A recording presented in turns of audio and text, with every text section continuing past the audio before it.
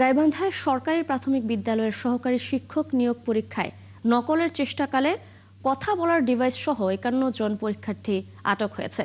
শুক্রবার গাইবান্ধা সদর, ফুলছড়ি ও পলাশবাড়ী ৩ উপজেলার ৪৩টি কেন্দ্র থেকে পরীক্ষার সময় কথা বলার ডিভাইস সহ তাদের আটক করে কর্তব্যরত কেন্দ্র পরিদর্শক ও আইনশৃঙ্খলা রক্ষাকারী বাহিনী।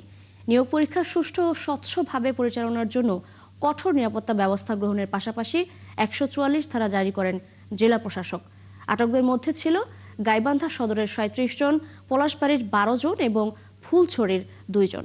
আইনগত ব্যবস্থা গ্রহণের জন্য আটকদের নিজে থানার পুলিশের কাছে হস্তান্তর করা হয়েছে।